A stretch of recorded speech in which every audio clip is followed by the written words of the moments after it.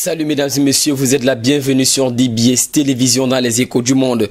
En Birmanie, une nouvelle éruption volcanique spectaculaire est survenue le mardi 17 février 2021 du volcan sicilien Etna tout près de la ville portuaire de Catane. Cette éruption survenue sans danger a notamment entraîné une pluie de petites pierres volcaniques et de cendres sur cette ville dont l'aéroport a été fermé.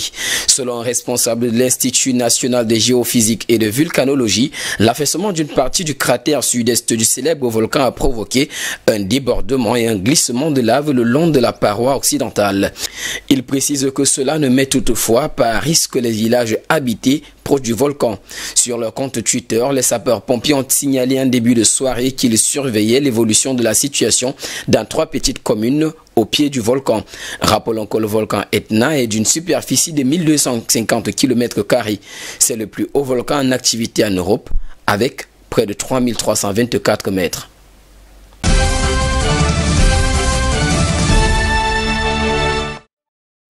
En Birmanie, malgré la répression et le durcissement de l'armée, les manifestations se sont poursuivies le mardi 16 février 2021 dans le pays. La junte militaire faisant la sourde oreille face aux multiples condamnations internationales a inculpé une nouvelle fois Aung San Suu Kyi sur des chefs d'accusation fallacieux.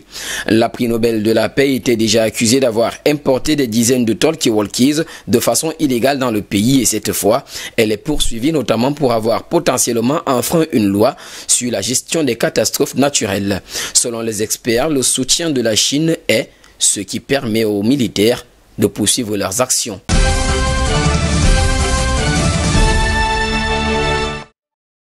Toujours en Birmanie, la mobilisation contre le coup d'État orchestré par la junte militaire s'accentue comme ce mercredi 17 février 2021 où les manifestants ont grandement fait une mobilisation à Rangoon, bien qu'ils craignent une escalade des violences. Et le déploiement des troupes dans la ville terrifie le rapporteur de l'Organisation des Nations Unies en mission en Birmanie. En effet, Tom Andrews craint une recrudescence des violences.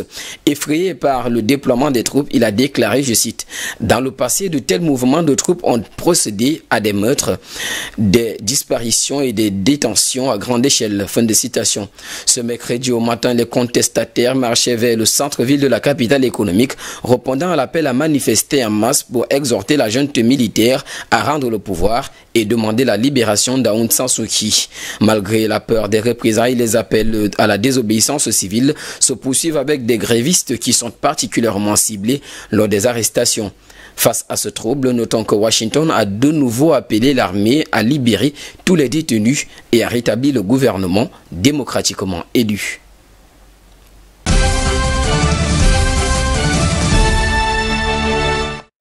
Et puis en Espagne, après l'arrestation du rappeur Pablo Hasél, la colère à l'encontre de la police et de l'État espagnol est montée d'un cran le mardi 17 février au soir dans le pays. C'est à ce titre que des manifestations ont eu lieu dans plusieurs villes espagnoles pour réclamer la libération de Pablo Hasél, condamné en 2018 à 9 mois de prison pour apologie du terrorisme, insulte et calomnie à l'encontre de la couronne et de l'État espagnol. Rappelons que ce dernier avait dans des tweets insulté les forces de l'ordre et les avait accusés de torture et d'assassinat. Il avait un délai pour se rendre à la police, mais Pablo avait décidé de refuser de purger sa peine et s'était réfugié à l'université de Lleida, dans le nord-est de l'Espagne, ceci en compagnie d'un groupe de sympathisants.